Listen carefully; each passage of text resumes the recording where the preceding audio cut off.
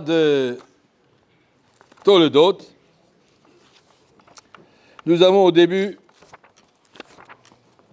Yitzhak et sa femme Rivka étaient mariés 20 ans, ils n'avaient pas d'enfants. C'est difficile. Alors qu'est-ce qu'ils ont fait? Vayeta Yitzhak Lachem le Nocha Rishto. Yitzhak a prié en face de sa femme, qui Yakaraï, la pauvre, elle est Yakara. Et donc les deux, ils priaient.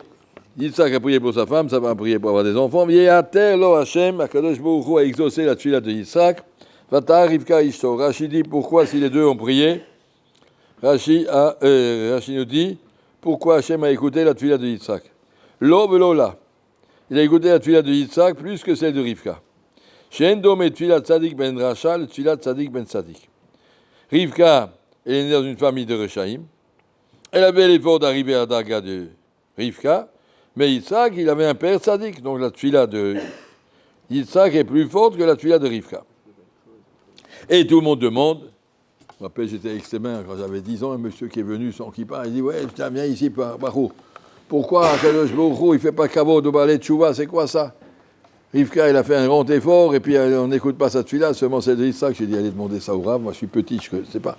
En tout cas, j'ai vu une réponse dans une sira de Rabbi Yerucham. Écoutez bien le Reshbon, parce que c'est très important pour chacun.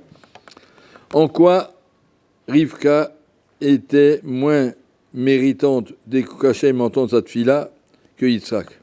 Les deux étaient tzadikim. On a déjà vu la semaine dernière, Rivka est rentrée dans la maison, tout de suite la madriga de Sarah est revenue, le Ohel, le Anan, et la Chala, et le Ner, Akol, il y a Shlemut de Rivka. On ne discute pas sur sa Shlemut. On n'a pas dit qu'elle n'est pas tzadika. Mais les tzadik ben Rasha, bat Rasha, alors que l'autre est tzadik ben tzadik. Ça change quoi? Il faut comprendre aussi que Yitzhak, il avait 60 ans et Rivka, il avait 23 ans. Pas la même chose, la tefila d'un quelqu'un de 60 ans qui a déjà beaucoup travaillé. Atteint d'Adaga de Yitzhak Avinu était déjà allé sur le Misbéach, prêt à être égorgé. Il était un homme d'un très grand niveau. Rivka aussi un grand niveau, mais la Torah vient te dire la tefila de Yitzhak est plus forte. Pourquoi? Parce qu'il est tzadik ben tzadik. Et ça, je vais expliquer ce que dit le Rabbi Yerucham, le mashgiach de Mir d'avant la guerre. Rabbi Yerucham dit comme ça.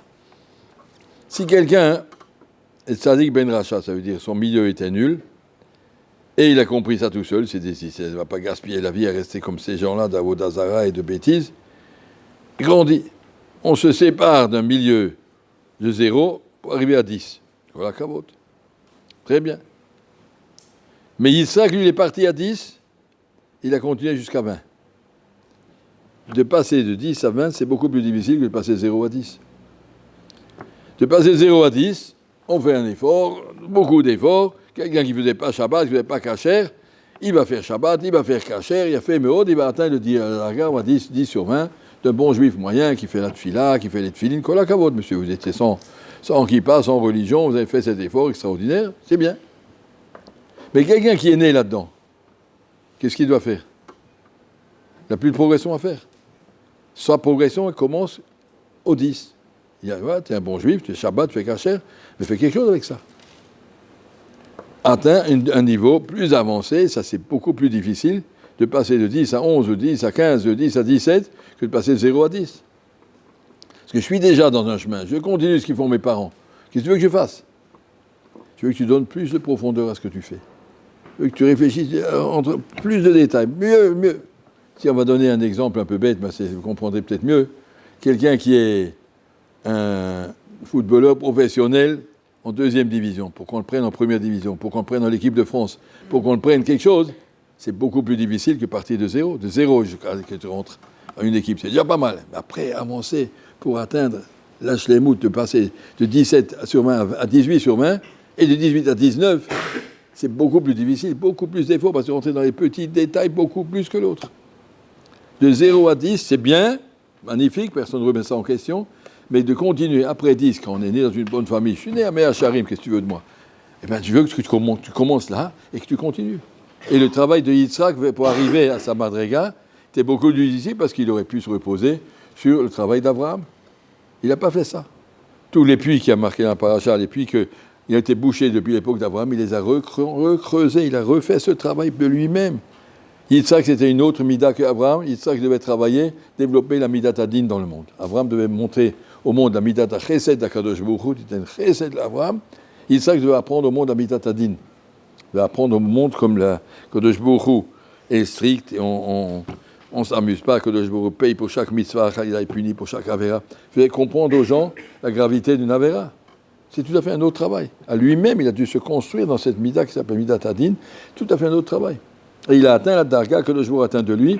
Va dire que cette fille-là, dit Rabbi Yerucham, elle est plus forte encore, parce que son effort était plus grand.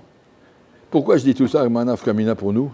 Naf Kamina, ce qu'on appelle la crise de deuxième année. Un Bachour qui vient inquiéter Shlomo, il va de 0 à 10 la première année. Je ne sais même pas ce que c'est un Rajbo, je ne sais même pas ce que c'est un Tosso, je ne sais pas ce que c'est un Marcho. Première année, tu découvres, et tu avances, et tu exploses. J'ai parti de 0, je suis arrivé jusqu'au niveau, on va dire un peu, à la fin de l'année, vous êtes au niveau de Shiur Bet, de Shivaktana. Si vous êtes bon. Oui. L'année d'après, tu rentres dans une yeshiva israélienne, les attachés, mais enfin ceux qui voudront, et la progression, elle est tout à fait... Ça va, je sais déjà tout seul faire un shita, un rajvo. Quelle différence entre un parcours de Shiur Aleph, Shiur Bet, Shiur Gimel? La profondeur, approfondir, c'est dans les détails et dans la profondeur et dans la largeur des idées.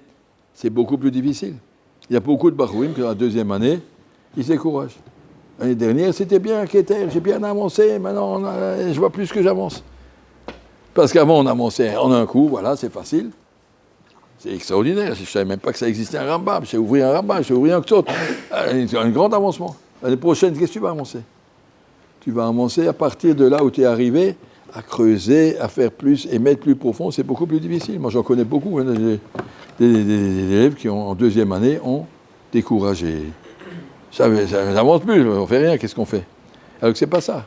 C'est une autre sorte de travail, le travail de passer d'Abraham à Yitzhak, passer de Shiur Aleph à Shiur Bet, à devenir un bon élève à Shiur Gimel, c'est beaucoup plus profond, beaucoup plus difficile. Bezrat Hashem, soyez prévenus à l'avance, dans toute la vie, c'est toujours, le programme c'est de progresser, pas rester Shabbat, je suis bon, hein, ça va. Des gens qui toute leur vie, ils ne progressent pas. Je suis kasher, fais les petites lignes, fais Shabbat, mais attends, c'est meni. Un irosé, c'est que tu donnes une profondeur, qui donne une signification, qui donne un kesher avec Akadosh Baruch Hu. Simplement faire, ça tu avais la naissance, il n'y a pas de route pour ça. Il faut savoir progresser et avancer, ça c'est ce qui a marqué la tuila de Yitzhak qui était acceptée plus que la tuila de Rivka, comme ça il explique le Rav Yerucham, et sans Khalila remettre en question la valeur d'un Baal Tshuva, je ne vais pas dire ça, mais même un tzaddik il doit devenir Baal Tshuva. Même si tu es né au niveau 10, passer au 20, c'est aussi tu vas devenir un Baal Tshuva. C'est une autre forme de Tshuva, une Tshuva plus difficile, mais qu'Hachem nous aide à grandir.